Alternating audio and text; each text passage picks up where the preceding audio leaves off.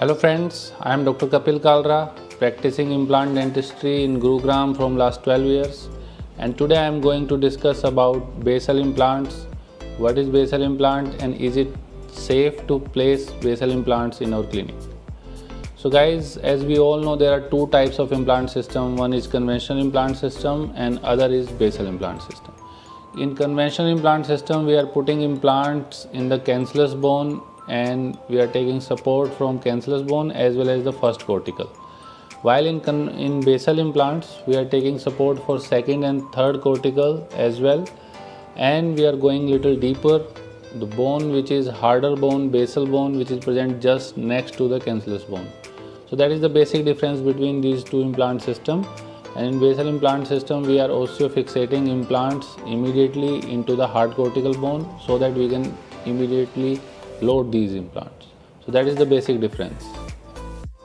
Like any other implant system, in basal implant also, before placing implant, we are supposed to properly plan the case and we should know the angle and direction of placing these implants.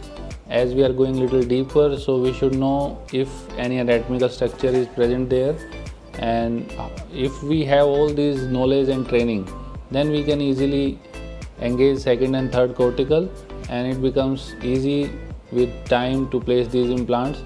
There is obviously a learning curve as in any other treatment option like doing RCT, so there is always a learning curve. The same way in placing basal implants, there is proper training required, and once we have this knowledge and training, we can easily place these implants. It's not that difficult.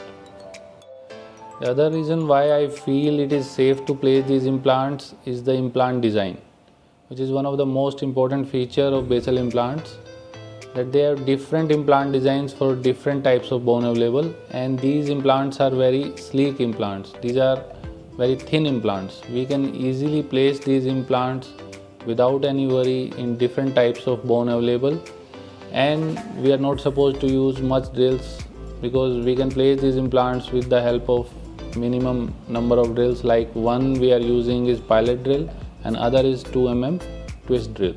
So most of the implants can be placed with these two drills also only, and it becomes quite easy to place these implants for clinician, and it becomes minimum traumatic for the patient as well, because these are single piece implants. We are not supposed to do second stage surgery, and these implants, because these are sleeker implants, we can do most of the placements flapless. Obviously we are supposed to first plan with the help of OPG and CBCT so that we can come to know about the dimension of the bone available. So once we know, we can properly plan and place these implants without opening the flap. So it becomes comparatively easier and the safer for the patient, as well as it becomes time saving for doctor as well.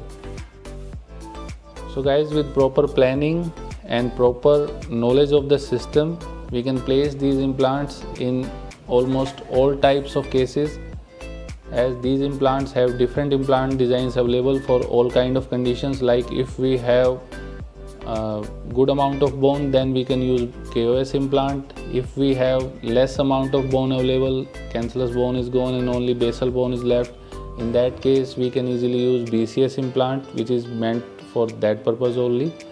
And if there is immediate extraction and immediate loading case, so in that case we can use BCS X implants. So as there are different implant designs available, so no need to place grafts and make bone for the implant. We have different implants available for different types of bone. So that helps a lot, and it simplifies the case and helps in almost all case clinicians to immediately load the case, and it becomes easy for patient to start chewing food in just 3 days. So guys, I think this video was helpful for those who are planning to start basal implantology in their practice, as I encountered these problems before starting my basal implant practice. So I thought it would be a good idea to talk about these things so that we can help new practitioners who are going to start this system in some way. Thank you so much.